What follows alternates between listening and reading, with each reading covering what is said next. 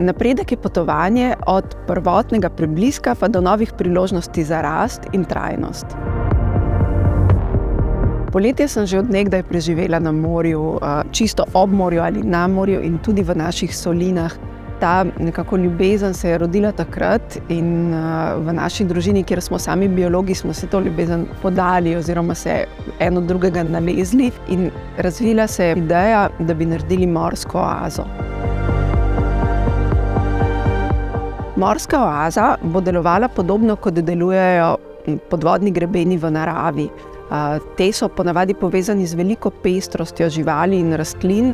Strukture, ki jih želimo postaviti pod vodo, bodo predstavljale ravno to, dale bodo domovanje številnim organizmom in s tem nekako vplivale na ohranjanje morske biodiverzitete oziroma raznovrstnosti. V morsko oazo se bodo naselili številni filtratorski organizmi, ki bodo nekako povečali samočistilno sposobnost morja.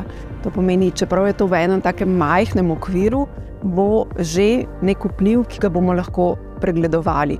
Druga stvar, ki je pomembna, je tudi to, da bodo ta področja lahko neke vrste repopulacijska jedra, če bi prišlo do obdobij, ko je v morju zmanjšana količina kisika.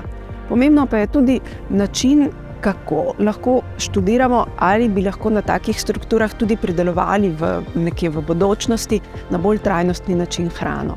S pomočjo znamke Audi nam bo to idejo tudi uspelo uresničiti.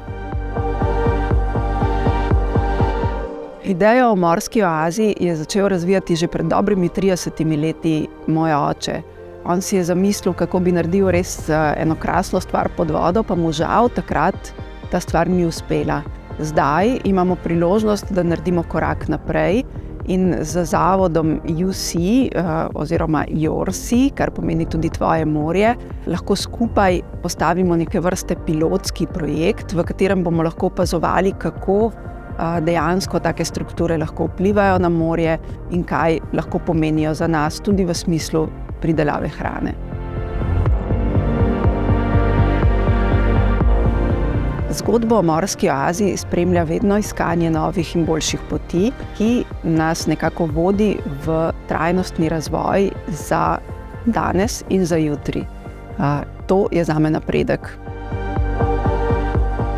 Kaj je vaša zgodba o napredku?